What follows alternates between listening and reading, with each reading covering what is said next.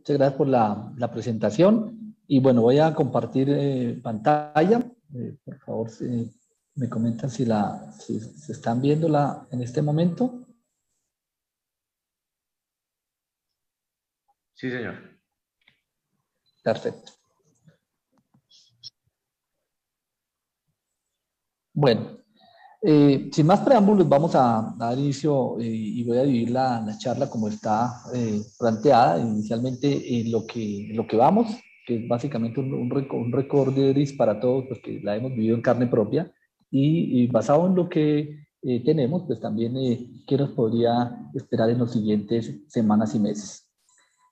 Empezamos por esta diapositiva en el cual rápidamente vemos la descripción de una enfermedad que aparece el 31 de diciembre, en el cual habla de una enfermedad pulmonar grave, severa, y que rápidamente sabemos que esta enfermedad grave y severa descrita es transmitida por un virus, y en el cual ese es un hito importante en la misma historia de la humanidad, porque saber que esta enfermedad es causada por un virus y que este virus es un primo hermano de un virus que se había encontrado previamente, el causante del SARS, que es el virus SARS-CoV-1, y por esto se llama el SARS-CoV-2, en tan solo 10 días.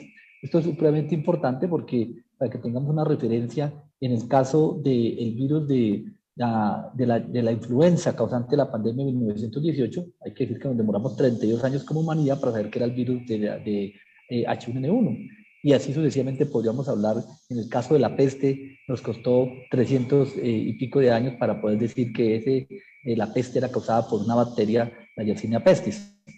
Obviamente estamos hablando de épocas diferentes, de tecnologías diferentes, pero definitivamente esto es un punto importante, entender que aquí rápidamente supimos que era el virus causante de esta epidemia, el SARS-CoV-2, y también conocer rápidamente la estructura del virus, saber que es un virus que tiene 30.000 pares de bases, con unas características importantes que hacen y producían ese desarrollo de la enfermedad. Y así, como en otras enfermedades infecciosas, claramente se empezó a plantear justamente qué es lo que marca el hecho de que una infección o una enfermedad, como en este caso la COVID-19, está presente en la humanidad. Y podríamos decir que definitivamente sabemos que hay 4 puntos importantes en la transmisión y que explican las diferentes curvas que en un momento determinado se dan en el mundo o en una región o en un país determinado. Y en este sentido, creo que hay que hacer énfasis en que justamente lo que hace que esa curva crezca o baje o se disminuya, pues depende de los 4 factores que ustedes ven en la diapositiva. Empiezo por algunos de los que no dependen directamente de nosotros, como son los factores propios del virus y de la infección, es decir, la misma capacidad dinámica de excreción viral, qué tanto se replica, en qué momento lo hace, qué tanto el virus sigue siendo contagioso, esta capacidad infectante se mantiene. Y en ese sentido, probablemente algo importante para lo que se viene, que vamos a ver más adelante, es la aparición de las nuevas variantes, que definitivamente recordemos que al ser un virus de tipo ARN, estos virus normalmente generan más mutaciones que otros virus, y generalmente esta aparición de nuevas mutaciones es lo que al final pues, nos va a llevar a nuevas variantes cuando tenemos acumulación en sitios claves. Esto es parte de lo que podría cambiar la dinámica de la transmisión, como ya lo vamos a ver más adelante. Pero también hay unas condiciones propias del ambiente. También ya sabemos hoy en día que definitivamente la temperatura juega un papel importante en la transmisión de virus respiratorios, la humedad, y adicionalmente algo que es extremadamente importante en este virus, que lo empezamos a conocer, ya la importancia de vida, la ventilación.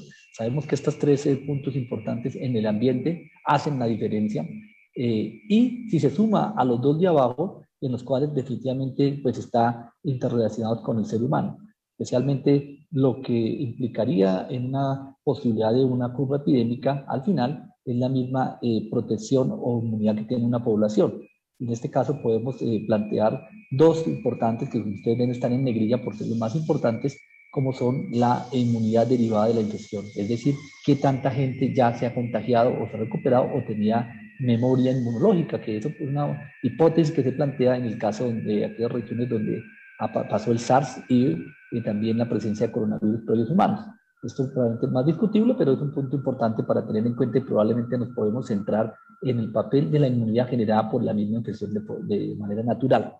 Y a su vez viene lo que pues es obviamente importante en este momento que nos encontramos, que es la inmunidad derivada de las vacunas, qué tanto se logra esa inmunidad, cuál es la efectividad de las vacunas, cuánto tiempo dura esa inmunidad, si se mantiene en el tiempo o si se tiene, va desapareciendo a medida que pasen los meses.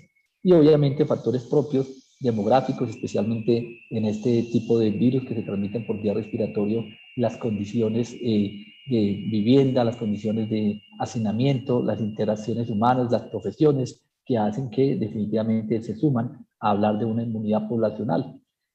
Y para finalizar, sin ser la más sin no ser la más importante, sino de hecho, para mí creo que de las más importantes es justamente la que está relacionada para este tipo de enfermedades, los patrones de contacto y lo que implica la interacción entre seres humanos, que al final es lo que se pretende hacer cuando se toman medidas de restricciones o cambios en los hábitos de las personas y medidas de salud pública.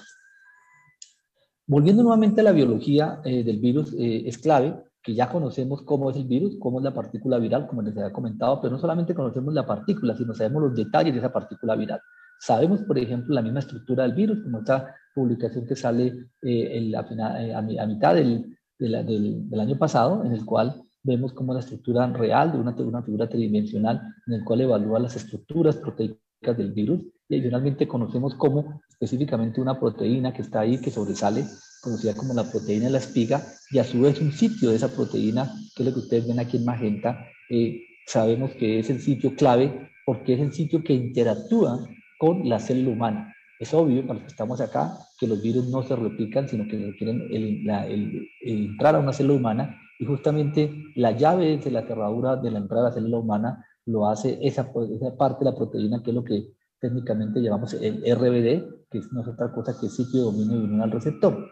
En este caso, ese sitio de unión al receptor, pues es justamente el que nos atañe, que es el receptor de la enzima convertidora de angiotensina, que es justamente el que permite, y cuando al estar ubicado en la membrana celular, entrar a la célula, pues valga la redundancia, a la célula humana. Y aquí también vemos a la parte de la derecha cómo algunos de los factores, algunos cambios en esa interacción, en este RBD, algunas mutaciones pueden hacer más que tenga mayor afinidad de esta proteína justamente con la célula humana. Aquí vemos que definitivamente por la unión del RBD, que está aquí pintado en verde, pueden encontrar la interacción con el receptor de la enzima convertidora de angiotensina, que es lo que está pintado aquí en morado. Ustedes ven aquí otras proteínas que están aquí como, podríamos decir, receptores que pueden facilitar una serie de serinproteasas que facilitan la entrada en un momento a la célula, y dependiendo de esa presencia, que llaman el PRPP2 o PPR4, dependiendo del tejido, hace que esa interacción sea mucho más fácil, y por eso es lo que al final vemos la interacción y la presencia de esta infección asociada a algunas condiciones clínicas como la hipertensión o como la diabetes, para poner en contexto. Pero desde el punto de vista epidemiológico, vimos cómo ha cambiado y ha evolucionado esta pandemia. Inicialmente veíamos una epidemia concentrada en el este de Asia, en el cual en marzo del 2020 estaba concentrada en este continente, y hablábamos de 60.000 personas o casos confirmados, con cerca de 1.500 personas fallecidas. Y en ese momento la discusión era si realmente se iba a convertir en una pandemia o sencillamente iban a ser epidemias contenidas, como han ocurrido en otras características. Pero definitivamente no es un secreto para nada en este momento saber que obviamente se logró convertir en una pandemia que más o menos podemos calcular que estamos cerca de los 211 millones de casos confirmados, y ese número de 211 millones de casos confirmados fácilmente lo podríamos multiplicar por 5 para saber realmente cuántos casos hay, porque recuerden que en todas las epidemias o pandemias hay un número de casos que nunca se detectan, porque las personas son asintomáticas, como ocurre con el SARS-CoV-2, o porque sencillamente las personas tienen síntomas leves y no se registran los sistemas de salud, o sencillamente, dependiendo de los países, puede que esos registros no sean los adecuados. Eso hace que podríamos hablar que de los 7.000 millones de seres humanos, probablemente ya una séptima o una quinta parte de la población está contagiada. Y también tenemos acá el número de personas que se han confirmado que han fallecido, que son 4.500.000 mal contados, que también podemos multiplicar o aumentarle a ese número un porcentaje de un 30% para hablar realmente cuánto es el número de personas que realmente han fallecido. Que recordemos igual que en muchas partes no se hace el diagnóstico oportuno o no se hace el diagnóstico. y eso dificulta realmente saber con exactitud y solo más adelante lo podremos saber, como siempre ocurre. Vemos que la pandemia ha migrado o ha cambiado de diferentes maneras en las diferentes regiones y parte de lo que tiene que ver fue con los 4 puntos que comentaba en la segunda diapositiva, dependiendo de algunos factores de ambientales, humanos, de las medidas que se han tomado, han hecho que esas curvas lleven estas connotaciones en cada uno de los continentes. También de las medidas que se han venido tomando en general en cada uno de los países. Teniendo en cuenta que al final muchas de las medidas que se han tomado, y eso es importante recordarlo, se hacen no para evitar que no haya pico. Eso realmente uno puede hacer unas medidas que eviten que haga pico, son medidas muy fuertes cuando tratamos de buscar estrategias de contención, que es lo que uno podría plantear, que está sucedido en parte en China y también en algunos países como Corea del Sur. Los demás países, las medidas no farmacéuticas o farmacológicas que aquí fueron tomadas de lo que se hacía en influenza, que es el virus probablemente más cercano a lo que antes de conocer al SARS-CoV-2, justamente lo que hacían es disminuir la presencia de ese pico, es decir, que la altura no sea tan alta y adicionalmente que se prolongue en el tiempo. ¿Para qué? Para ganar tiempo, justamente para poder evitar que se colapse el sistema sanitario y de esa manera indirectamente reducir la morbilidad y la mortalidad. Entonces es importante que cuando hablamos de las medidas no farmacológicas, estas medidas se toman más que para evitar que aparezca, justamente para lograr que se corran 3, 4 meses, lograr una preparación y como ven ustedes, puede que el área bajo la curva, en la figura azul y en la naranja puede ser similar, es decir, el número de casos puede que sea parecido, pero que llegan en momentos diferentes. Dicho esto, pueden ustedes ver el caso de cada país, cómo cada país ha tomado medidas que hacen que los momentos diferentes puedan ser de mayor restricción en las movilidades o lo que técnicamente hablamos de las cuarentenas o aislamiento obligatorios. Ven ustedes en el caso de estos mapamundis que tomo de la Universidad de Oxford, 4 momentos, el caso cómo era la situación de restricción de medidas o de toma de medidas de restricción de movimiento en el caso de marzo del 2020. Vemos acá cómo cambiaron para agosto del 2020, ven ustedes los cambios de los colores en el pictograma de cada uno de los países. Y aquí vemos cómo era esas medidas en enero del 2021 y también cómo es en agosto del 2021. Al final le muestro siempre esto porque algunas veces se dicen que un país determinado, en este caso Colombia, tuvo la cuarentena más larga, la más prolongada, que se tomó en un momento que no era. Y al final ustedes ven que todos los países tomaron medidas, algunos más estrictas o menos estrictas, dependiendo de su condición epidemiológica y algunas veces sencillamente con algunos supuestos que tenían epidemiológicamente que hacían que probablemente tengan un impacto mayor. Y otros que también, de acuerdo a las mismas condiciones demográficas, sociales y culturales, han hecho que se cambien esas medidas, como ustedes pueden ver en esta diapositiva.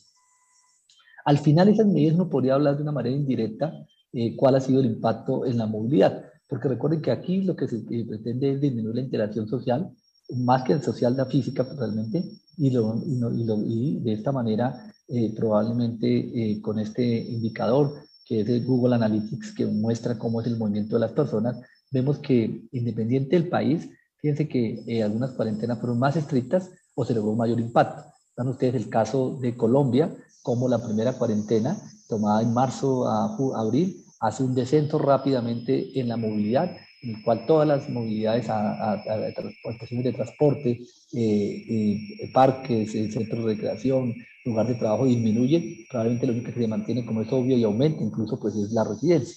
Pero vemos cómo las medidas poco a poco que se han ido tomando han ido aumentando progresivamente hasta ahora, y para este último mes de agosto, en el cual ya lo vemos en la vida real, como la mayoría de las ciudades logran tener una movilidad muy parecida a lo que se tenía antes. Es decir, aquí ya, en este caso para el país, las medidas de restricción de movilidad pues tienen ya poco impacto sobre la epidemia porque logramos o se logró mantener ya en un momento determinado esa movilidad con las medidas que se han venido reactivando. El caso de México, ven ustedes que esa caída fue menor que la de Colombia, la recuperación fue más rápida para algunas cosas y otras se han mantenido por debajo. El caso de Argentina también tuvo unas medidas muy fuertes de restricción, probablemente más grandes que las de Colombia, y luego han venido subiendo paulatinamente con otras medidas de restricción fuertes que se hicieron acá, y nuevamente vuelve a subir paulatinamente, o el caso de Perú, en el cual también tuvo unas medidas de restricción muy fuertes, y también rápidamente se ha venido subiendo, pero probablemente solo para tener en cuenta el análisis, estos países todavía están por debajo de la movilidad que tenían antes de febrero del 2020.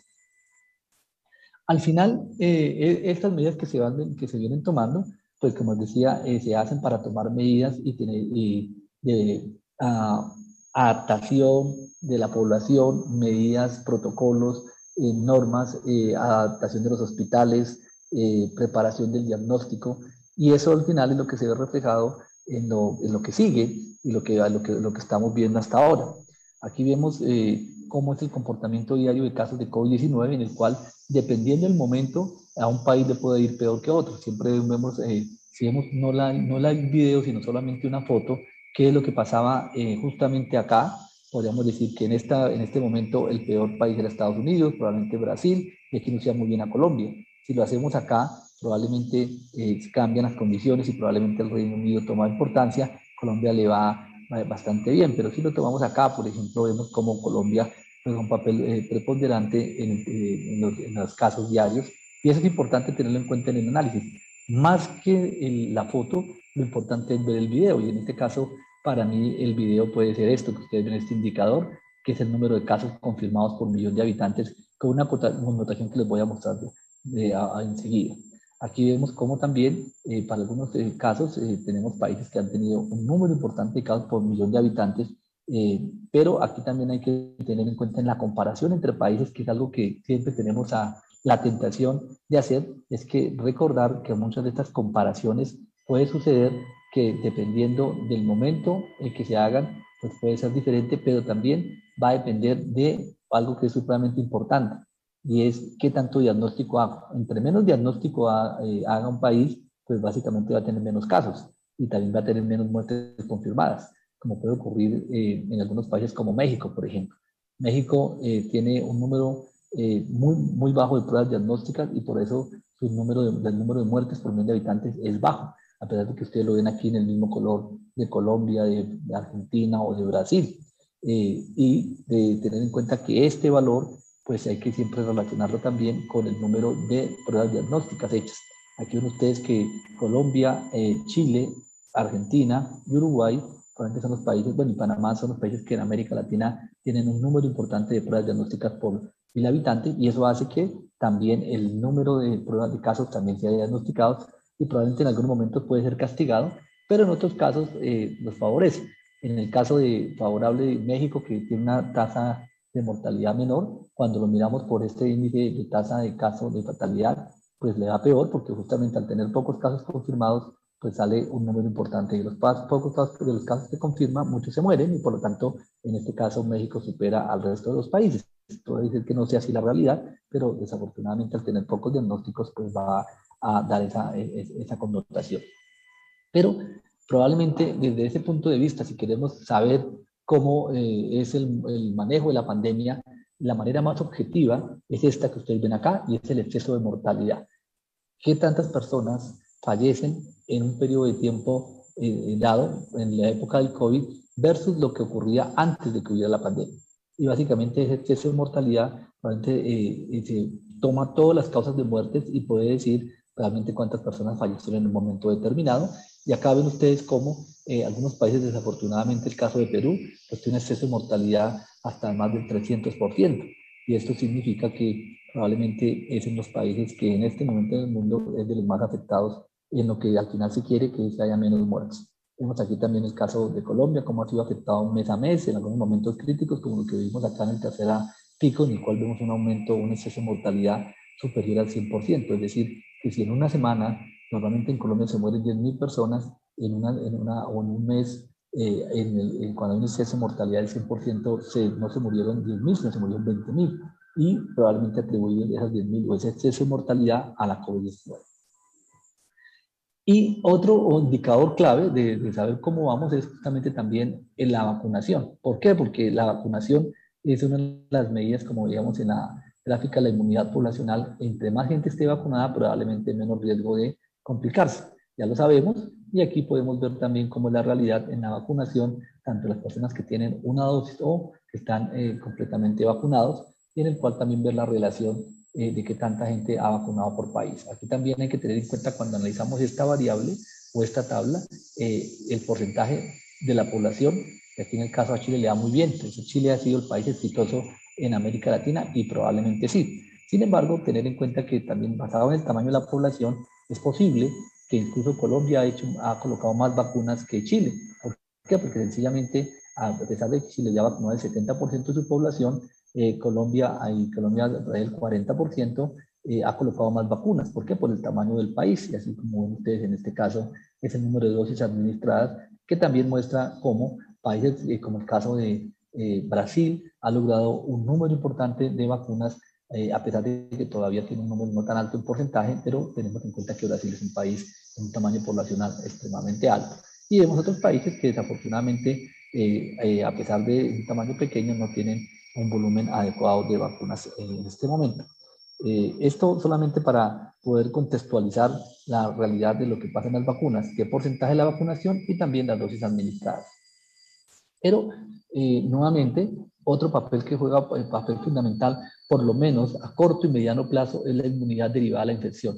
Sabemos hoy en día que la mayoría de las personas que han presentado COVID presentan muy poca probabilidad de reinfección y mantienen esa inmunidad por lo menos 12 meses. No sabemos si eso puede ser más tiempo, si puede ser 24 meses o puede ser muchísimo más tiempo, o puede ser de por vida. Por ahora sabemos que al año esa inmunidad es importante. Por esto la inmunidad derivada de la infección también es clave, es decir, saber cuántas personas realmente se han contagiado. Para eso se hacen los estudios de seroprevalencia y saber realmente cómo la situación es determinada en un momento dado, que probablemente, como digo, en el caso de Colombia, algunas ciudades de Colombia tienen una seroprevalencia que supera el 80%, otras el 40%, otras el 60%, y en eso indicaría indirectamente que aquellas ciudades que tienen una alta seroprevalencia, que ya mucha gente se contagió, sumado a la vacuna, probablemente estamos muy cerca de inmunidad de rebaño, incluso algunos municipios la pueden haber logrado en este momento. Sin embargo, la realidad es que en la mayoría, también en algunas zonas rurales, todavía quedan población que sigue siendo susceptible, y eso también es importante porque uno habla a veces de un valor de país, pero en realidad no es una situación de país. La situación de Leticia, Barranquilla, es diferente a Cali, Medellín o Bogotá, por ejemplo, para poner el contexto de 13 ciudades versus 2 municipios, y en el caso de Barranquilla, con cifras diferentes de seroprevalencia. Otro punto, cambiando de tercio, es lo que se hace para el manejo de COVID-19, y aquí creo que hay una debilidad muy fuerte, que es una deuda que tenemos como humanidad, es el medicamentos para COVID-19. Realmente, como ustedes ven acá, aquí hay un listado de medicamentos, probablemente no pueden leer lo que dice ahí, yo tampoco, pero créanme que está por lo menos 25 medicamentos o 30 medicamentos de diferentes características que se han probado para COVID-19, incluyendo cloroquina, acitromicina, la misma ivermectina, y unos más sofisticados como el remdesivir o lopinavir, ritonavir. Y todos estos medicamentos desafortunadamente no han mostrado utilidad para COVID-19, excepto, y hay que decirlo claramente, que lo que ustedes ven aquí en verde, que son los glucocorticoides, que han mostrado ser útiles para pacientes que están hospitalizados y que requieren oxígeno, no para todos los pacientes. Y eso también es importante que lo tengamos en cuenta. Igual hay otros medicamentos que tienen unas connotaciones particulares para nuestros grupos de pacientes, como algunos inhibidores de la interleuquina 6, que pueden ser útiles para pacientes hospitalizados en cuidado intensivo. Pues no quiero entrar en detalle de estas particularidades, sino mostrar la parte global, y es que aquí tenemos una dificultad aún, es que no tenemos medicamentos activos ni para profilaxis ni para tratamiento de COVID-19, realmente. También empieza a haber una situación particular, y es que las mismas características del virus per se hace que puede cambiar algunas condiciones particulares. Por ejemplo, ven ustedes acá dos tipos de virus, el virus que se llamaba el B117, que es el de ahora llamamos la variante alfa, o antes llamada la variante británica, en el cual vemos cómo es diferente a las condiciones naturales del virus, en el cual vemos un pico muy grande que se presentaba en el día 4 o 5 de la infección, y aquí vemos que en el caso de la variante alfa se produce un poquito más tardíamente, menos alta, pero más tardíamente, es decir, ese virus tiene una capacidad de contagio un poco mayor en un tiempo más prolongado. Si miráramos cómo es la variante Delta, podemos decir que el pico es mucho más temprano y más prolongado, por eso tiene mayor capacidad de contagio. ¿Qué quiero mostrar con esta diapositiva? Que definitivamente también hay las condiciones del virus, la biología del virus ha cambiado y por eso también hace que la misma condición de la transmisión cambie y también complique mucho las mismas cosas que conocemos en el manejo. Pero no solamente es el virus, nosotros también cambiamos, nosotros también tenemos razones sociales, culturales, económicas, que ustedes y todos los que estamos acá los conocemos perfectamente bien. Probablemente lo único que quiero decir es que cuando he revisado este tema y he estado en varios datos en reuniones, sabemos que no es un problema de Colombia, cada país tiene unas connotaciones importantes, que probablemente nosotros no nos enteramos de lo que pasa en Bangladesh, o no nos enteramos de lo que pasa en Perú, en Argentina, y es algo muy parecido en algunas cosas, en otras somos muy dados a lo que pasa en nuestro medio, pero definitivamente las mismas estrategias que se han planteado desde el mismo uso del tapabocas, que hay que decirlo también, al comienzo, hace unos 13, 15 meses, era discutido si el tapabocas debe ser para todo el mundo, solamente si era solo para los enfermos. Luego sabemos que es sine qua non el uso del tapabocas para el control de la pandemia, pero también vemos cómo es el papel de los diferentes cambios de comportamiento y que han incidido en la pandemia. Con esto, ¿qué es lo que tenemos? ¿Qué nos esperaría realmente en las siguientes semanas? Volvemos nuevamente a las variables como dicen en esta diapositiva, los drivers los puntos de transmisión. Pues va a depender de esto, qué tanto realmente ya la gente se infectó, qué tanto la gente ya se vacunó, qué tanto cambiamos nuestros patrones de contacto, qué tanto las condiciones climáticas se van a mantener. No es lo mismo una época de lluvias, como que estamos viendo atípica, o una época de una verdadera invierno que a veces se ve, o un invierno verdadero en los países nórdicos, y justamente también la misma aparición de variantes. Esto es lo que al final hace que podamos predecir qué es lo que está pasando y que además establezcan modelos diferentes. Fíjense ustedes que dependiendo de lo que han hecho los países, pueden encontrarse potenciales cambios de las curvas epidémicas. Probablemente algunos países tienen esta situación particular, picos no tan grandes y valles que se han ido contagiando poco a poco. En el caso probablemente nuestro, se ve más este patrón, una curva no tan grande, una segunda pico epidémico un poco mayor, uno tercero muy grande, y probablemente vemos algunos picos que pueden ir disminuyendo, porque a medida que también un pico es más grande, también hay más población contagiada y por lo tanto también menos población susceptible. O vemos este modelo que puede ser el modelo que está ocurriendo en China, en el cual logra un pico muy pequeño, un pico que se lo logran contener, y esos picos se van manteniendo y van a seguir presentando picos a través del tiempo, como también puede ocurrir en Japón. Al final, recordar que estos picos tampoco son solamente naturales, sino que también depende de las intervenciones que hacen los gobiernos. Básicamente para esta epidemia, teniendo en cuenta que un 3 o 5% de las personas pueden terminar en cuidado intensivo, lo que se ha hecho y teniendo dramático no tener camas de cuidado intensivo en un momento de atención, los controles de la movilidad se basan en la capacidad hospitalaria. Entonces vemos acá cómo, dependiendo del país, los picos y las condiciones que se pueden modificar en el comportamiento humano se basan en tratar de que no pase o no se logre desbordar la capacidad hospitalaria, que en algunos casos desafortunadamente lo hemos visto, especialmente al comienzo, por la falta de conocimiento que se tenía. Vimos cómo países e incluso ciudades particulares, incluso la misma Nueva York, Guayaquil, o ciudades de Italia, de España, se fueron desbordados por la pandemia. Probablemente en Colombia tuvimos momentos críticos, pero no tanto como lo que tuvieron estas ciudades o países. Y definitivamente vimos también la situación de Perú o de India, en los cuales hubo un desborde completamente del sistema sanitario. Lo otro en el cual es supremamente importante que se hace énfasis, lo hemos escuchado varias veces del mismo gobierno, la famosa estrategia PRAS.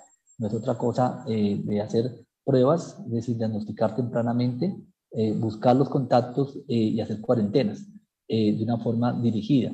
Esta estrategia no es tan fácil de hacer, pero justamente en este momento en que tenemos pocos casos, hay que decir que por lo menos esta semana es el momento en que tenemos menos casos después de casi un año, es donde más rápidamente podemos contener. Si a esos casos que salen positivos los contenemos rápidamente y logramos evitar el contagio. Pero para esto es importante que tenemos que tener en cuenta que depende mucho de qué tan rápido y qué tanta conciencia hay de la ciudadanía y también del mismo Estado. Fíjense ustedes, este modelo que se publica en Science muestra cómo en el caso de una persona que tiene algún contacto en su casa, en el sitio de transporte, en su trabajo, luego se demuestra que es positiva y cómo si la manera como nosotros intervenimos, esto puede lograr ayudar a contener la epidemia. En este modelo lo que muestra es que entre más rápido sea en la toma de las decisiones, en este caso dicen no hay retardo en el aislamiento del contacto, es decir, detecta a la persona positiva rápidamente y apenas la detecta, inmediatamente entra en cuarentena e inmediatamente hace una trazabilidad de los contactos. Casi que de forma inmediata, eso es el modelo que hace Corea, por ejemplo, que a través de los celulares sabe exactamente con quién tuvo contacto y en menos de 2 horas hacen los aislamientos de los posibles contactos desde el punto de vista de importancia epidemiológica basado en el tiempo de contagio. Si lo hacen de esta manera, vemos que empieza a disminuirse la pandemia a pesar de que aparezcan casos, la epidemia o un brote en un momento determinado. Si me demoro un día en el aislamiento de la cuarentena, ustedes ven que el verde es más pequeño. Si me demoro 2 días en hacer esto, probablemente el verde es menor. Y si me demoro 3 días, es decir, después de que empiece a presentar síntomas, me hacen el diagnóstico, y a los 3 días me aíslan y después empiezan a hacerse el aislamiento a los contactos, probablemente no tiene impacto. ¿Qué quiero decir con esto? Aquí hay que hacer una búsqueda mucho más rápida, con mayor oportunidad, buscando esos casos positivos y adicionalmente que las personas también sean conscientes que cuando empiezan a presentar síntomas con sospecha deben aislarse, independiente que tengan el resultado, porque esto hace que en el caso que sea positivo contagien menos. Recordar que en el caso del SARS-CoV-2, los días más contagiosos son el primer día o antes de los síntomas y justamente el día que hace síntomas y los 3 a 5 días siguientes de la aparición de los síntomas en el caso de las personas que tienen síntomas. Y definitivamente también, a pesar de que se han dado diferentes cambios en las conductas y varios palos de ciego en las mismas recomendaciones, vemos cómo Estados Unidos ha sido bastante criticado por el uso del tapabocas, que si sí, que si no, que dependiendo de la región. Lo que tenemos claro es que específicamente la triada del autocuidado sigue siendo el distanciamiento físico, el lavado de manos, pero de manera importante el uso del tapabocas. Esos 3 puntos hacen una diferencia, ya lo conocemos, no es solamente una suposición, sino realmente hay evidencia científica de cómo lo hace. Y también sabemos que como no cumplimos estos preceptos, pues básicamente una persona contagiada pues va a llevar a diferentes sitios donde se vaya a encontrar a su casa o al trabajo, incluso cuando llega enfermo a los hospitales. Es decir, aquí es importante tener en cuenta que así como hay normas de prevención, el no cumplirlas pues lleva a esta situación particular. Y me gusta mucho mostrar esta infografía tomada del periódico El País, pero que en realidad es una información científica del British Medical Journal, en el cual hicieron el análisis de riesgo de cómo, dependiendo la actividad que hagamos y el uso de mascarilla o no, de tapabocas, va a cambiar ese riesgo que puede ocurrir. Aquí, por ejemplo, vemos 3 variables. ¿Qué pasa cuando tenemos una baja ocupación? Cuando tenemos un contacto de corto tiempo, eso significa menos de 15 minutos, y también dependiendo en qué espacio me encuentro. Un espacio mal ventilado, bien ventilado, al aire libre. Vemos cómo, si yo uso tapabocas incluso al espacio al aire libre, probablemente la probabilidad de riesgo de contagiar a alguien es muy bajo. Si lo hago en un espacio al aire libre sin tapabocas, hay un riesgo. Si está en un espacio más ventilado, hay un riesgo importante. Si ya el tiempo es mayor de 15 minutos, ven ustedes cómo los rojos empiezan a aumentar, incluyendo el que se utiliza tapabocas. Es decir, si yo estoy con tapabocas, pero estoy gritando, cantando en un espacio mal ventilado, tengo riesgo importante de contagiar. Pero cuando cambiamos a una alta ocupación, pues vemos que dependiendo también si es de corto tiempo, de corto o de tiempo prolongado, vemos rápidamente cómo aumentan los colores rojos. Esto es importante para resaltar en que conductas que hacemos normalmente sí aumentan el riesgo y más cuando el virus está circulando. Recordemos que también es algo clave que las medidas de autocuidado no son excluyentes, las medidas de autocuidado son complementarias. Es decir, acabo de decir que es bien importante el uso del tapabocas, usarlo bien, pero no solamente el uso del tapabocas, es también estar en espacios bien ventilados y con baja ocupación, y eso hace que probablemente esa sumatoria nos facilita, y lo contrario nos empeora. Ahora que estamos en una fase de reactivación, de regreso nuevamente, es importante que esos protocolos de bioseguridad que se hicieron en las diferentes empresas, en diferentes sitios de trabajo, pues se cumplan, porque a medida que pasa el tiempo nos vamos relajando y viene un fenómeno paradójico de la prevención. A medida que hay medidas de prevención, vemos cómo los casos van cayendo y a medida que van cayendo, nos relajamos nuevamente, flexibilizamos medidas y justamente a eso hace que vuelva a empezar a haber otro curva epidémica, esto desde el punto de vista de el comportamiento humano. La otra cosa que cambia esa dinámica y es la presencia de vacunas. Si ustedes me hubieran invitado a esta charla hace un año, probablemente y me hubieran preguntado que si íbamos a tener vacunas a final de año, la respuesta, y eso que yo me considero optimista, es que es muy poco probable que hubiéramos a tener vacunas para diciembre o enero, y afortunadamente la evidencia mostró que era no solamente íbamos a tener una vacuna, sino íbamos a tener varias vacunas, y hoy tenemos 8 vacunas aprobadas y 4 más autorizadas por emergencia sanitaria. Esto ha hecho que la posibilidad del apoyo de las vacunas y la velocidad de vacunación pues va a cambiar o ha cambiado la historia de la epidemia. Sin embargo, tenemos dificultades porque hay una inequidad en las vacunas. Ven ustedes acá, de todas las vacunas que se han aplicado en el mundo, de 4.400 millones de dosis, dicen ustedes que la mayoría de vacunas están en 5 países, los que ustedes ven arriba. Es decir, todavía hay una concentración importante de las vacunas y eso es una limitación. Algunas de las vacunas que se esperaban que llegaran no han llegado a la velocidad que se quería que llegaran, algunas veces por contaminación, otras vacunas porque todavía no han salido, se atrasaron los estudios, otras porque les fue mal en los estudios, como el caso de algunas de las que veo acá, otras que todavía no sabemos cómo les va a ir. Eso hace que tengamos una limitación todavía en este contexto. Perdónenme.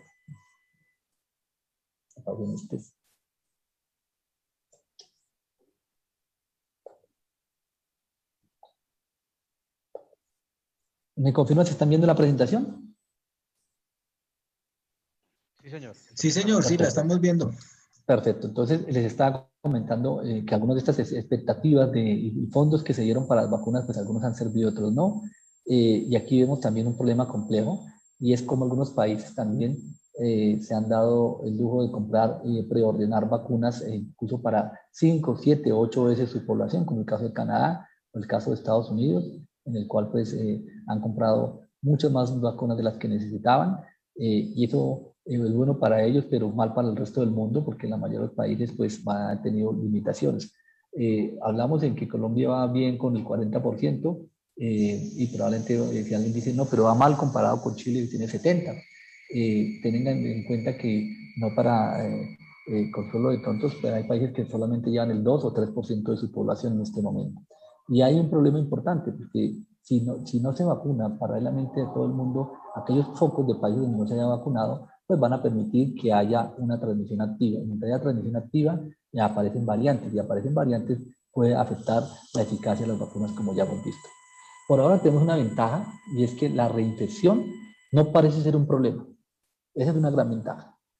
Como les decía, parece que la inmunidad a mediano plazo se mantiene, es decir, al año es muy poco probable la reinfección, estamos hablando de 1 o 2%. Sí existe, claro que existe, si alguien va a plantear, sí hay reinfección, pero como digo ahí, no es un problema de salud pública. Es muy raro, muy raro que ocurra una reinfección antes de 3 meses.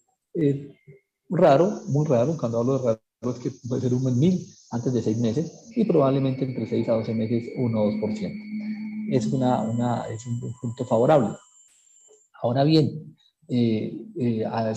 también se me hubieran preguntado hace un año cuál es la posibilidad de llegar a una inmunidad de rebaño, es decir, que no es que el virus desaparezca cuando hay la inmunidad de rebaño, sino que ya no es un problema de salud pública.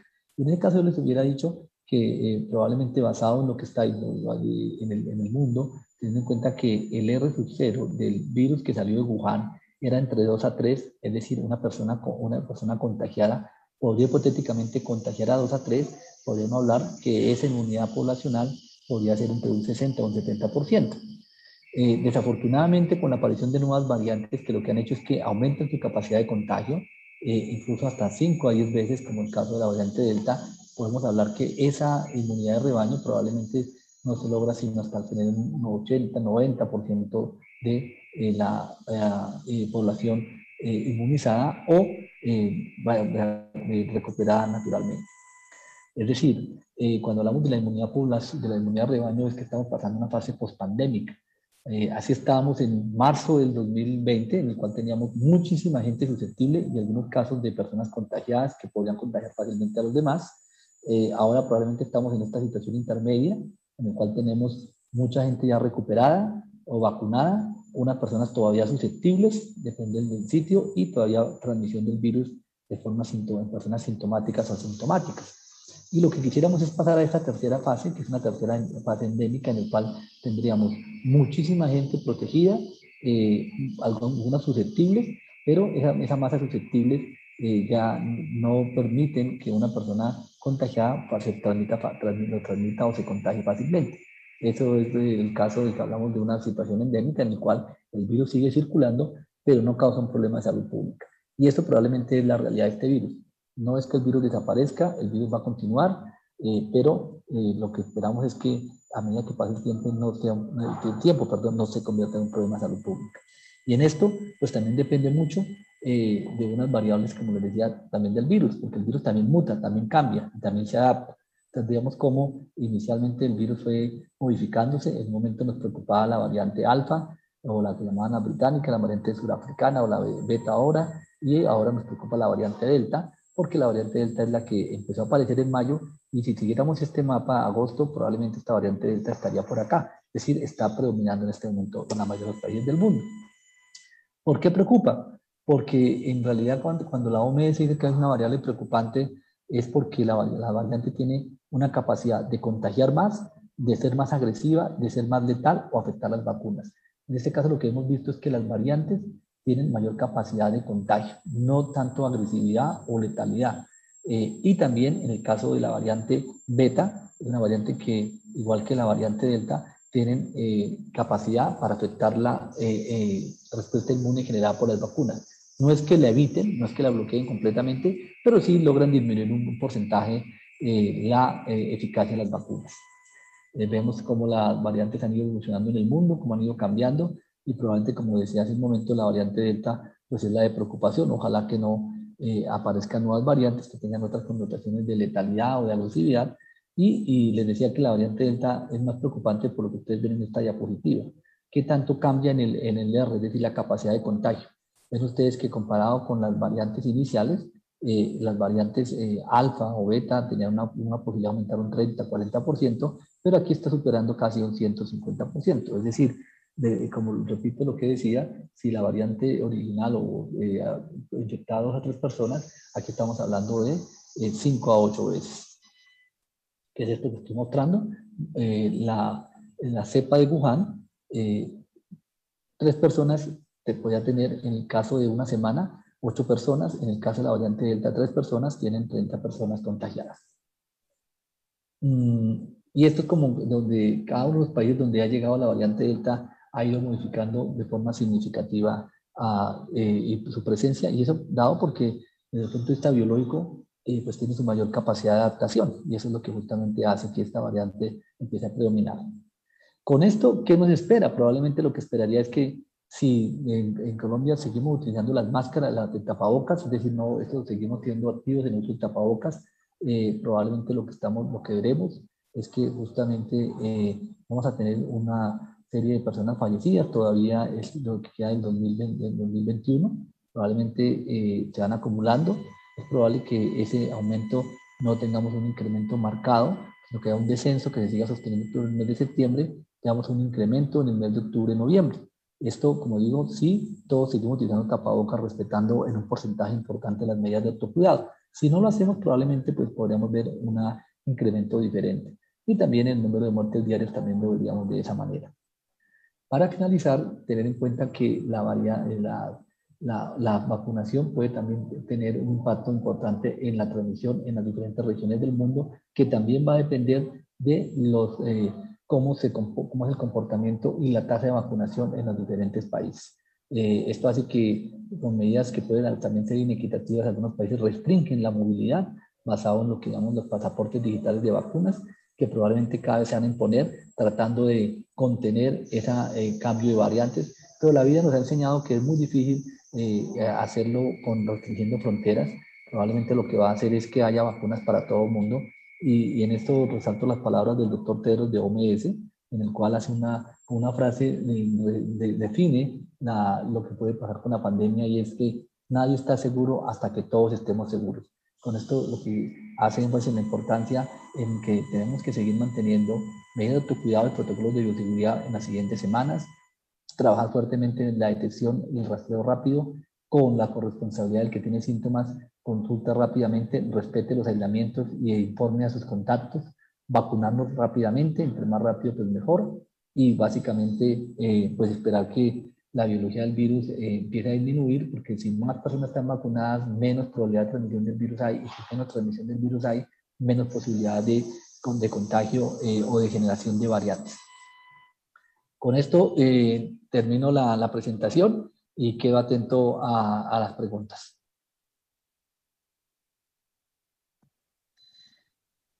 Doctor Carlos, de parte de AMEA reciba un abrazo de agradecimiento. Realmente la espera valió la pena. Muchas gracias a todos los asistentes que nos acompañaron y de verdad, doctor Álvarez, que unas informaciones muy precisas, muy científicas y se los agradecemos profundamente. En el chat se fueron acumulando varias preguntas que voy a tratar de organizarlas para poderlas responder todas y para que nos queden los conceptos bastante claros, ¿sí? A ver, primero quería contarle, nosotros en avicultura particularmente hay una pregunta que hace el doctor Ramiro Delgado al respecto, es que tenemos una enfermedad endémica. Sí, de hecho es mundial, se llama bronquitis infecciosa y es causada por un coronavirus. Sí, todas las aves comerciales en Colombia reciben vacunas contra coronavirus, la gran mayoría, ¿cierto? Tenemos en los veterinarios de avicultura que lidiar con esta enfermedad, tienen cientos de variantes, hay diferentes vacunas de acuerdo a las cepas aisladas. En Colombia se usa y legalmente está una cepa, ¿sí? Pero también hay otras cepas. Y digamos que se ha comprobado que hay algún tipo de inmunidad cruzada baja, pero existe, no tan alta como quisiéramos, pero sí las cepas variantes que han aparecido o que han venido apareciendo, pues normalmente con vacunas de diferentes cepas se controlan más fácil, ¿sí? En granjas infectadas. Entonces, una de las preguntas que él hace es, y es como un comentario también diciendo que es, digamos, en los países normalmente tratan de recomendar un plan vacunal de una sola tipo de vacuna y no el uso múltiple de varios tipos vacunales. Y pues nosotros como que sí hemos visto que en granjas graves aplicar varias dosis de diferentes puede mejorar el caso, puede mejorar el proceso. O sea, ¿usted qué opina de utilizar solamente dos dosis de la misma o cuando ya en Estados Unidos ya aprobaron la tercera dosis y esto seguramente va a ser así ya vacunación anual o bueno, de acuerdo a cómo se vaya comportando la pandemia, de que se hagan de diferentes tipos de vacunas? ¿Qué opina de eso? Bueno, es una pregunta difícil, Carlos, y muy buena esa introducción ahí, con lo que usted me ayuda mucho. Pues sí, en realidad diríamos que desde el punto de vista de la aproximación de vacunas, por ejemplo, hay una cosa bien interesante que hicieron los rusos, que fue la vacuna Sputnik. Plantearon en sí, cuando uno coloca dos dosis y uno hace una primera dosis para hacer el que llaman los gringos el priming, y luego viene otra dosis para hacer el refuerzo, podría suceder que si yo coloco la misma vacuna, el mismo adenovirus en este caso, mi sistema inmune ya lo reconoce, hace un fenómeno de tolerancia inmunológica y por lo tanto la segunda dosis del refuerzo no es tan refuerzo. Ese es un punto interesante desde el punto de vista técnico que lo plantearon en el Instituto Gamaleya con su vacuna Sputnik, y por eso utilizó dos adenovirus diferentes. Y parece que le funcionó, porque por lo menos los resultados que conocemos tienen una eficacia mayor que las vacunas de adenovirus que solo utilizan el mismo adenovirus, como el caso de la vacuna de AstraZeneca. También hay que decir que el tiempo de la administración de la vacuna juega un papel preponderante. En este caso, si las vacunas, entre más tiempos se coloca entre la primera y la segunda dosis, probablemente tienen mayor efecto. Lo que pasa es que estamos en mitad de pandemia y por eso también se acortaron los tiempos de tratar de colocar como esquemas acelerados para poder tener tanto el premio como el refuerzo rápidamente. Si uno coloca plataformas diferentes, podría hipotéticamente plantear que esas formas de estimular el sistema de defensa podría tener una ventaja. Entonces, digamos que desde el punto de vista o racional científico suena interesante uno colocar plataformas diferentes, ARN con adenovirus, virus inactivados con adenovirus, pero hay que decir que hasta este momento la única evidencia científica para este approach científico ha sido las vacunas de adenovirus y las vacunas de ARN. Hay ya datos de España y del Reino Unido que muestran que colocar ARN y adenovirus tiene un impacto un poquito mayor que cuando se colocan de la misma plataforma o de la misma marca de vacunas, si lo podemos decir, lo que llaman técnicamente las vacunas híbridas. Potencialmente podría ser, ser benéfico. Sabemos que hay varios protocolos de investigación que en este momento se están llevando a cabo y que pueden ayudar a responder esa pregunta. Ok. También le puedo comentar que a veces en granjas avícolas que tienen problemática con bronquitis infecciosa, colocar más vacunas empeora la situación. Y hay granjas en las cuales se han disminuido, sobre todo en las aves de larga vida, como ponedoras de huevo o reproductoras que producen huevo fértil para pollito, disminuir la cantidad de dosis a lo largo de la vida puede disminuir la problemática con la misma enfermedad, porque se disminuye como la probabilidad de interacción de generar de nuevas variantes. Es Es una verdad, hipótesis. y es verdad, Luis Carlos, y lo otro que puede ocurrir es que colocar muchas vacunas puede ser un fenómeno de tolerancia inmunológica, que ese es un tema que a veces se olvida, ¿no? Que de hecho es lo que hacen los alergólogos cuando colocan, hacen a un paciente alérgico, le someten a vacunas del alergeno o del antígeno y logran hacer ese fenómeno de tolerancia inmunológica. Entonces es un punto que también hay que tenerlo presente en que, como siempre, no necesariamente colocar más. Ahora que está de moda que todo el mundo quiere revacunarse y colocarse varias dosis, no necesariamente significa que le vaya mejor. Eso es un tema clave. Creo que en el caso de SARS-CoV-2 y las vacunas, lo que tenemos claro es que la vacuna para personas inmunosuprimidas, colocar una tercera dosis es adecuado. Eso está claro. Que sea una conducta para todo el mundo, colocarle tercera dosis dependiendo de la variante, eso no está tan claro.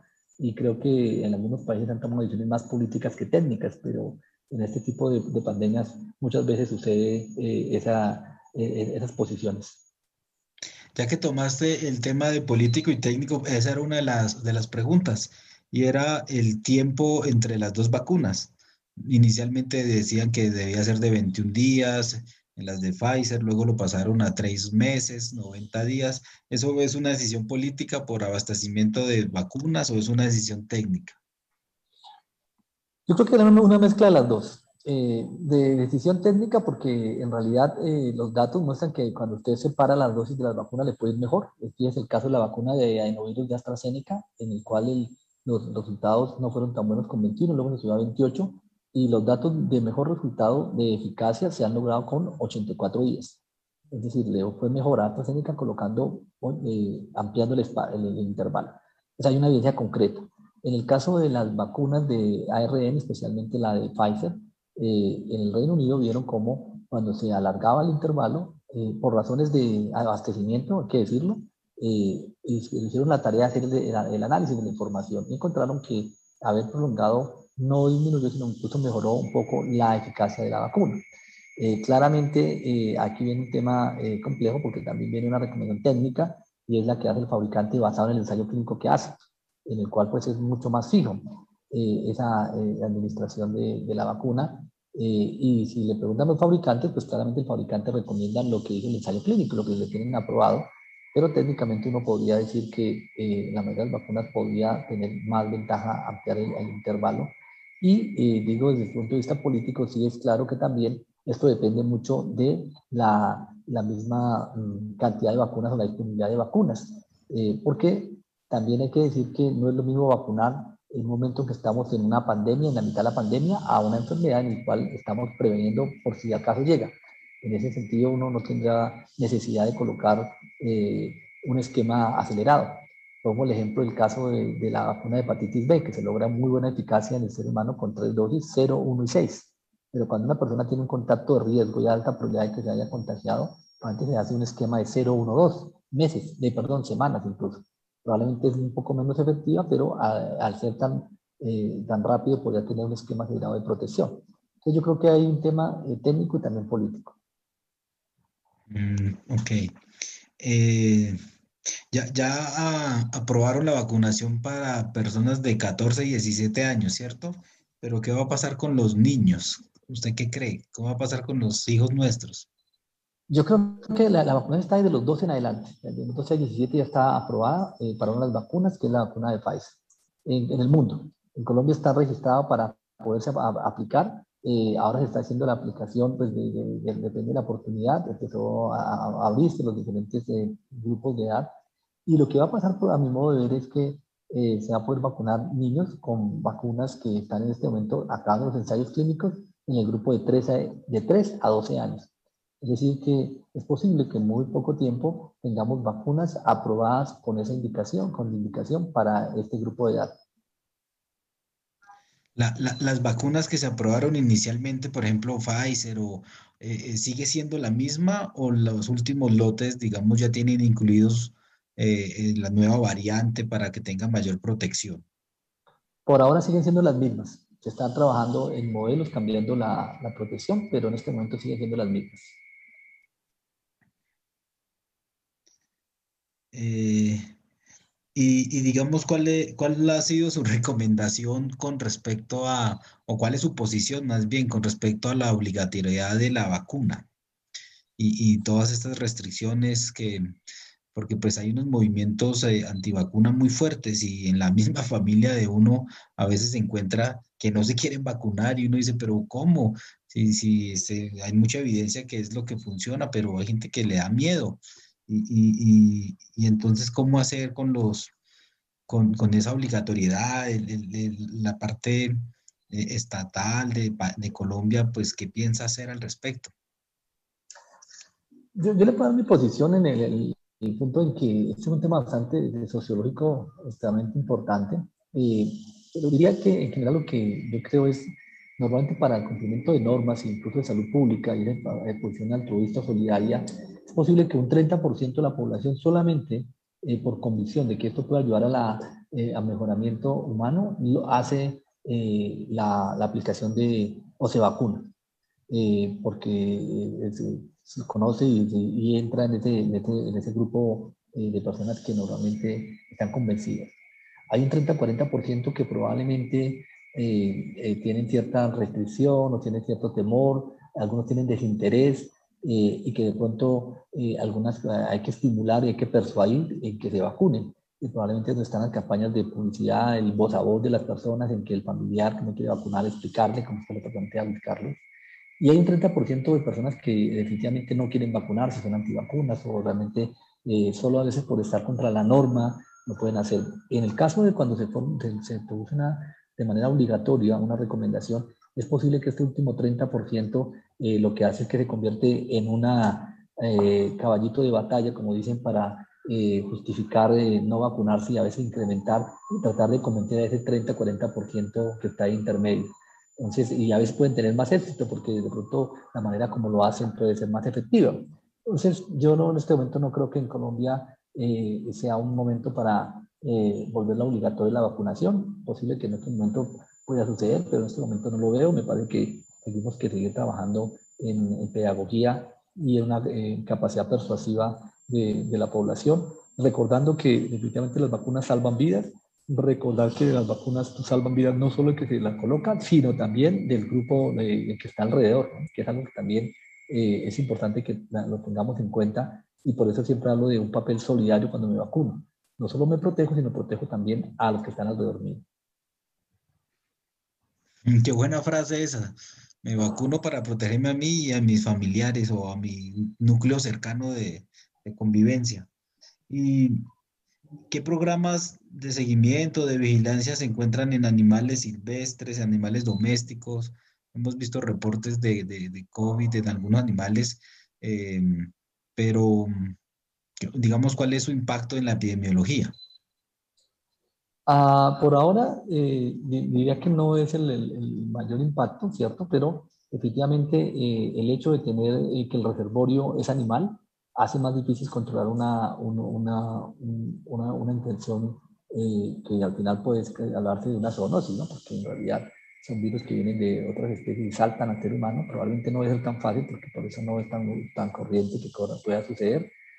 Pero creo que el control definitivo de otras situaciones particulares, como la que estamos viendo, sí debe hacer con un aumento en las medidas de las normas que tienen que tener en el mundo y en los países para evitar ese salto de especies, de entre especies de enfermedades, como en este caso el SARS-CoV, que probablemente a partir de murciélagos pueda aparecer, pero ahí creo que es una labor importante en estrategias normativas y de restricciones de la misma humanidad. Hay algunas países que lo hacen muy bien, otros que lo están haciendo no tan bien, y creo que ahí es donde se puede presentar la diferencia.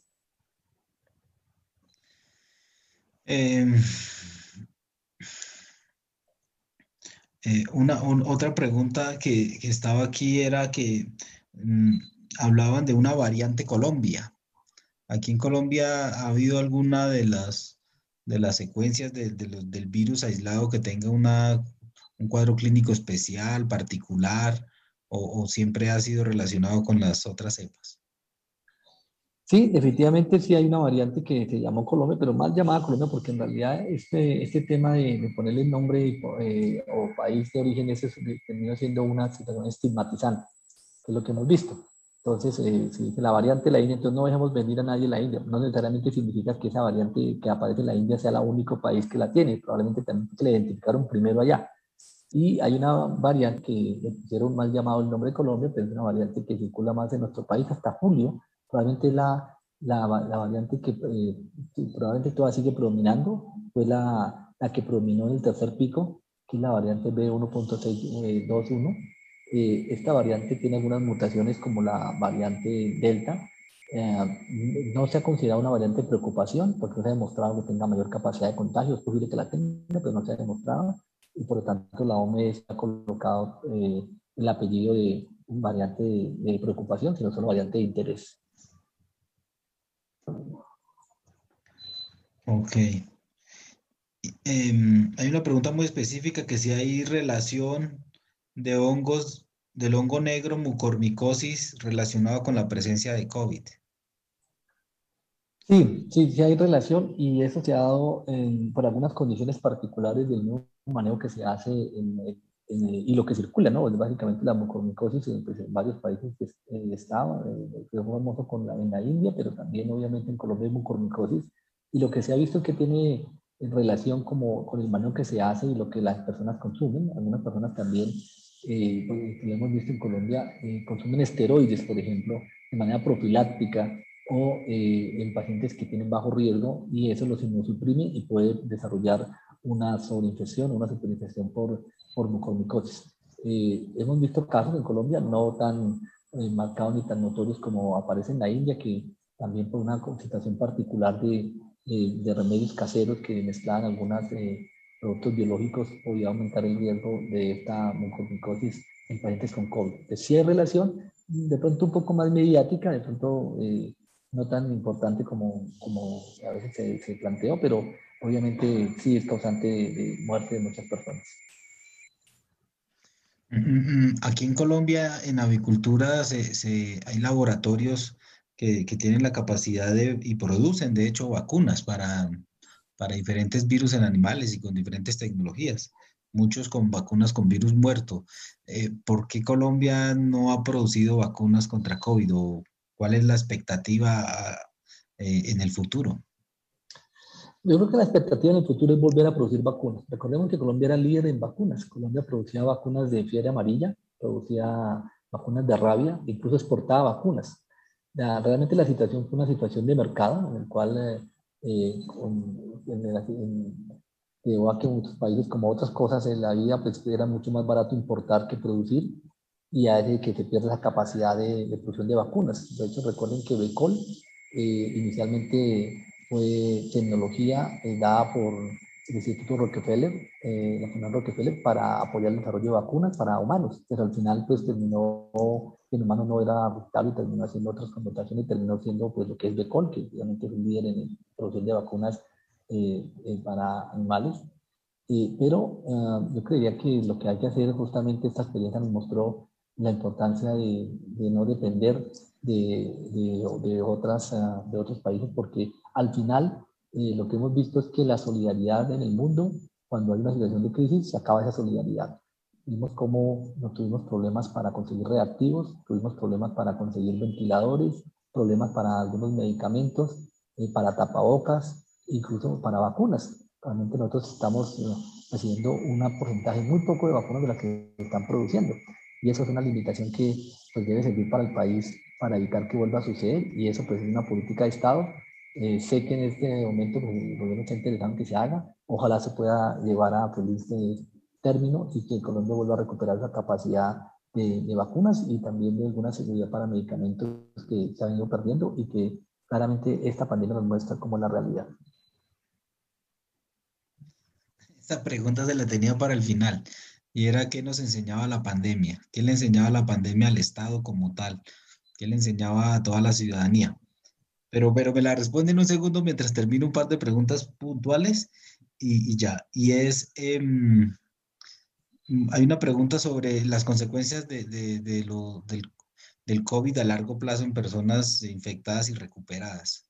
Sí, hay mucha gente eh, cercanos que se quejan del sueño, que se quejan de la caída del pelo, que se quejan de la limitación deportiva. Mire, Egan Bernal, lo teníamos todos esperanzados en que iba a ganar la Vuelta a España y está diciendo que después de la pandemia no pudo llegar a su tope. Entonces, esas consecuencias que revelan los estudios recientemente. Definitivamente sí hay personas quedan con secuelas de COVID, que es lo que llamamos a un COVID persistente o un COVID prolongado, en que, o ya sea porque fue una fase aguda muy crítica que tuvieron por cuidado intensivo, lo que quedan es con las secuelas de haber estado en cuidado intensivo 1 o 2 meses, u otras personas que tuvieron COVID de manejo ambulatorio, pero que los síntomas no desaparecen. Lo más sonado, por ejemplo, es la pérdida del olfato y del gusto. Hay personas que normalmente recuperan el primer mes, pero hay personas que lo mantienen 2 o 3 meses y otros que llevan más de 6 meses, un año sin recuperar el olfato o el gusto. Cansancio, cambios en el comportamiento. Sí es verdad, es decir, yo creo que estamos aprendiendo y en este momento pues se empiezan a abrir en el mundo lo que llamamos las clínicas post-COVID de poder manejar integralmente a estos pacientes, porque muchas veces estos pacientes que empiezan a tener, dicen, no, yo no me recupero, no soy el mismo que antes, no me canso más fácilmente, no me siento bien. Algunas personas, no, eso es gadejo, mire que usted ya se recuperó y la gente se maneja. Y resulta que no, efectivamente son personas que hemos visto que efectivamente los daños colaterales del virus y de la infección se pueden prolongar en el tiempo. Ok. Em, Aquí hacen una pregunta muy puntual, voy a leerla tal cual. Dice, doctor, ¿valdría la pena revisar los títulos neutralizantes de las personas vacunadas con la vacuna proveniente de China, que debe ser la Sinovac? Pues en algunos países como Chile ya se recomendó reforzar a los 3 meses con la vacuna de Pfizer y en Turquía ya hay personas hasta con 4 dosis de esta vacuna. Al tener en cuenta la medición de anticuerpos, hay que tener en cuenta, como lo plantea la persona que hace la pregunta, que deberíamos mirar anticuerpos neutralizantes, pero en realidad es muy difícil hacer anticuerpos neutralizantes. Entonces, realmente no se miden esos anticuerpos, sino se miden anticuerpos totales o anticuerpos contra la espiga. Lo que deben ser anticuerpos cuantitativos, sabemos que hay una correlación entre anticuerpos neutralizantes y anticuerpos cuantitativos. El punto que tenemos es que en este momento no está estandarizado en el mundo que ¿qué punto de corte se considera que la persona quedó protegida o no quedó protegida? Eso no lo sabemos en este momento. Suponemos que entre más anticuerpos, mayor protección. Eso puede ser válido. Y entre más anticuerpos, menor protección. Sin embargo, hay que tener en cuenta que, por ejemplo, el caso de la vacuna de Sinovac no solamente son anticuerpos contra la espiga, sino son anticuerpos también totales que se generan porque es un virus inactivo, no es un solo anticuerpo de espiga como el caso de la vacuna de Pfizer o Moderna o los adenovirus. Entonces hay un punto para tener en cuenta en la comparación. Lo otro es que la inmunidad no solamente se genera con anticuerpos, sino con inmunidad celular. Podría ocurrir que la vacuna de virus inactivado produce menos anticuerpos neutralizantes, pero produce más inmunidad celular. Esa es una dificultad que se tiene en este momento para tomar decisiones en colocar un esquema de 3 o 4 dosis de vacunas. Y dicho esto, también se convierte en un tema político lo que comentamos en el caso, aún en mi posición, en el caso de Chile, pues Chile vacunó con Sinovac porque fue la manera rápida de vacunar, pero también ha comprado vacuna de Pfizer y pues ahora tiene que le llegó las vacunas de Pfizer y pues tenía dos connotaciones, pues devolverlas o regalarlas o colocárselas a su población. Finalmente la decisión del gobierno chileno fue colocársela a todo el mundo a su población. También es una decisión, no porque tenga hay un racional que hay que colocársela a todos. Puede ser que lo que yo diga en 1 o 2 meses se confirme que hay que colocársela a todo el mundo y hay que buscar vacunas para colocar a todas las personas con Sinovac una tercera dosis de vacuna de Pfizer o de vacuna de Sinovac. Ese es un punto en el cual se está evaluando. Pareciera que la tendencia es a revacunar, es como un punto global, pero me parece que una manera también indirecta es lo que plantean de hacer anticuerpos cuantitativos y el problema es cuando los pide, saber cómo se interpretan y saber pedir el anticuerpo que es, porque probablemente a veces también genera mucho más angustia y de pronto no sin necesidad. Claro que sí. Y pues ahora sí, doctor, finalmente, desde el seno de Amevea le agradecemos profundamente su tiempo, su disposición y pues los, los conocimientos que nos ha transmitido hoy. Han sido muy científicos, con una evidencia de artículos y se nota su preparación. Le agradecemos muchísimo acompañarnos esta tarde. eh, y pues ahora sí, ¿qué cree que nos enseña esta pandemia? Desde la parte científica que tiene que hacer Colombia, desde la parte de política, de salud y desde la parte personal. Yo creo que empiezo por la parte final. Yo creo que en esta pandemia nos enseña la fragilidad del ser humano y nos enseña también cómo la solidaridad es la que nos ayuda a salir más rápido de esta situación. A pesar de que no es tan fácil, al final esa colaboración entre todos es lo que permite como sociedad poder responder de manera adecuada. Nos enseña también la fragilidad del sistema de salud y también la fortaleza que tiene el sistema de salud, la capacidad de adaptación. Yo creo que Colombia es un trabajo, es un trabajo importante. A veces miramos los puntos negros en la pared blanca y claro, hablar de más de 100.000 muertos, casi más de 150.000 muertos, pues eso genera pues una pena en el alma porque esas familias que perdieron seres queridos pero también nos enseña que tenemos que trabajar en conjunto no solo en el país, sino con otros países y definitivamente para este tipo de epidemias el trabajo colaborativo entre los países es lo que hace que al final podamos prevenir o en algunos casos solamente contener mejor una situación particular. Aquí hemos visto que algunas veces han sido como humanidad muy favorables, pero desafortunadamente en otras pues no lo ha sido y eso también hay que tenerlo presente como país para tener futuras políticas de salud pública. Pues muchas gracias a todos los asistentes. Eh, Amevea pues sigue trabajando en su base, que es la academia, que es la ciencia, y por eso continuamos haciendo este tipo de jornadas virtuales, académicas, y en esta oportunidad se tomó la decisión de tratar con un experto en un tema de interés nacional como es la pandemia, que tanto nos ha afectado y que tanto digamos, tenemos que aprender, ¿no? Y cada día seguiremos aprendiendo de este manejo de enfermedades y de cierta forma, eh, pues esto fortalece nuestras profesiones que estamos dedicados a la medicina, en el caso de los médicos humanos o a la medicina veterinaria. Entonces, doctor Álvarez, de verdad que mil gracias por su colaboración. Eh, Aquí concluimos la mesa redonda, César. Le cedo la palabra si tiene algunos avisos y pues muchas gracias a Meva por invitarme para esta moderación y pues un placer conocerlo, doctor Álvarez. Un abrazo para todos. Muchas gracias. Muchas gracias, doctor Luis Carlos. Doctor Carlos, reitero el agradecimiento presentado por el doctor Luis Carlos Monroy a nombre de todos nuestros asociados.